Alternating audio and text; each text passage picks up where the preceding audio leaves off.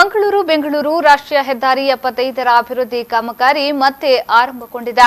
ಕಳೆದ 1 ತಿಂಗಳಿಂದ ಸ್ಥಗಿತಗೊಂಡಿದ್ದ ಕಾಮಗಾರಿಯನ್ನ ಇದೀಗ ಗುತ್ತಿಗೆ ವಹಿಸಿಕೊಂಡಿರುವ ಕಂಪನಿಯು ಆರಂಭಿಸಿದೆ. ಈ ನಡುವೆ ಕಾಮಗಾರಿ ಸ್ಥಗಿತದ ವಿಚಾರವನ್ನೇ ರಾಜಕೀಯವಾಗಿ ಬಳಸಿಕೊಳ್ಳಲು ಪಕ್ಷಗಳು ಯತ್ನಿಸಿವೆ.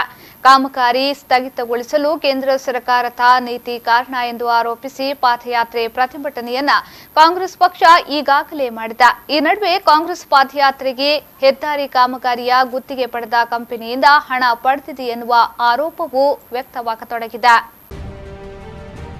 ಬಂದರು ನಗರಿ ಮಂಗಳೂರು ಹಾಗೂ ರಾಜ್ಯ ರಾಜಧಾನಿ ಬೆಂಗಳೂರನ್ನ ಸಂಪರ್ಕಿಸುವ ರಾಷ್ಟ್ರೀಯ ಹೆದ್ದಾರಿ 75ರ ಅಭಿವೃದ್ಧೀಕರಣ ಕಾಮಗಾರಿ ಈಗಾಗಲೇ ಆರಂಭಗೊಂಡಿದೆ. ಈ ಹೆದ್ದಾರಿಯನ್ನ ಚತುಷ್ಪಥ ರಸ್ತೆಯಾಗಿ ನಿರ್ಮಾಣ ಮಾಡುವ ಕಾಮಗಾರಿಯ ಗುತ್ತಿಗೆಯನ್ನ L&T ಕಂಪನಿಯು ವಹಿಸಿಕೊಂಡಿದೆ.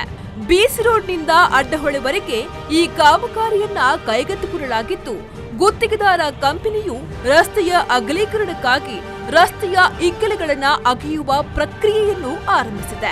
ಆದರೆ ಕೆಲವು ಕಡೆಯಲ್ಲಿ ರಸ್ತೆಗೆ ಬೇಕಾದ ಜಾಗವನ್ನ ರಾಜ್ಯ ಸರ್ಕಾರ ಒತ್ತುವರಿ ಮಾಡುವಲ್ಲಿ ವಿಳಂಬ ವಹಿಸಿದ ಕಾರಣ ಹಾಗೂ ಅರಣ್ಯ ಪ್ರದೇಶದಲ್ಲಿ ಅರಣ್ಯ ಇಲಾಖೆಯ ಅನುಮತಿಯ ಸಮಸ್ಯೆಯಿಂದಾಗಿ ಕಾಮಗಾರಿಯನ್ನ ಸಮರ್ಪಕವಾಗಿ ಮುಂದುವರಿಸಲಾಗದ ಹಿನ್ನೆಲೆಯಲ್ಲಿ ಕಂಪನಿಯು ಏಕಾಏಕಿ ರಸ್ತೆ ಕಾಮಗಾರಿಯನ್ನ ನಿಲ್ಲಿಸಿತ್ತು.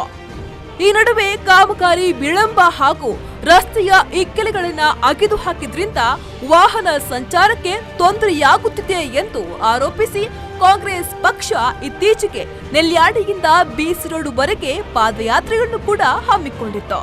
ಅದರಲ್ಲೂ ಮುಖ್ಯವಾಗಿ ಮಂಗಳೂರು ಸಂಸದ ನಳಿನ್ ಕುಮಾರ್ ಕಟೀಲ್ ವೈಫಲ್ಯವಾಗಿದ್ದಾರೆ ಎನ್ನುವುದನ್ನ ಬಿಂಬಿಸುವುದಕ್ಕಾಗಿಯೇ ಈ ಪಾದಯಾತ್ರೆಯನ್ನ ಕೈಗೊಳ್ಳಲಾಗಿತ್ತು.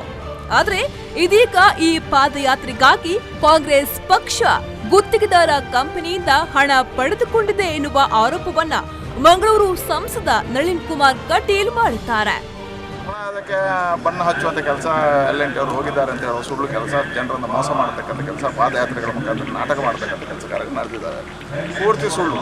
ನನಗೆ ಅನ್ನಿಸಿದೆ L&T ಅವರು ಪ್ರೆಷರ್ ಬಿಲ್ಡ್ ಮಾಡಲಿಕ್ಕೆ ಸ್ವಲ್ಪ ಮಾಡಿದ್ದಾರೆ. ಹಾಗಾಗಿ ಕಾಂಗ್ರೆಸ್ನವರಿಗೂ ಅವರು ಹಣ ಕೊಟ್ಟಿದ್ದಾರೆ. ಕಾಂಗ್ರೆಸ್ನವರಿಗೆ ಹಣ ತಗೊಂಡು ಅವರು ಈ ಸ್ಟ್ರೈಕನ್ನು ಮಾಡಿದ್ದಾರೆ.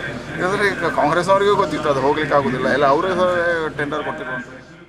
1 ತಿಂಗಳ ಕಾಲ ರಸ್ತೆಯ ಕಾಮಗಾರಿಯನ್ನ ಕಂಪನಿ ನಿಲ್ಲಿಸಿದ್ದ ಹಿನ್ನೆಲೆಯಲ್ಲಿ ಕಂಪನಿಯ ಕಾಮಗಾರಿಯನ್ನ ಬಿಟ್ಟು ಜಾಗ ಖಾಲಿ ಮಾಡುತ್ತಿದೆ ಎನ್ನುವ ಆರೋಪವನ್ನ ಮಾಡಲಾಗುತ್ತಿತ್ತು. ಆದ್ರೆ ಇದೀಗ ಕಂಪನಿಯು ಮತ್ತೆ ಕಾಮಗಾರಿಯನ್ನ ಕೈಗೆತ್ತಿಕೊಂಡಿದ್ದು, ಗುಂಡಿ ಬಿದ್ದ ರಸ್ತೆಯನ್ನ ದುರಸ್ತಿಪಡಿಸುವ ಕಾಮಗಾರಿಯನ್ನ ನಡೆಸ್ತಾ ಇದೆ. ಅಲ್ಲದೆ ಭೂ ಒತ್ತುವರಿ ಹಾಗೂ ಅರಣ್ಯ ಇಲಾಖೆಯ ಅನುಮತಿಯನ್ನ ಪಡೆದುಕೊಳ್ಳಲಾಗಿದೆ. ಉಪ್ಪಿನಂಗಡಿ ಹಾಗೂ ಬಂಟ್ವಾಳದಲ್ಲಿ 2 ದೊಡ್ಡ ಸೇತುವೆ ಹಾಗೂ 2 ಕಡೆಗಳಲ್ಲಿ ರಸ್ತೆ ಮೇಲ್ಸೇತುವೆ ಕಾಮಗಾರಿಯನ್ನ ತುರ್ತಾಗಿ ನಿರ್ವಹಿಸಲು ತೀರ್ಮಾನಿಸಿದೆ.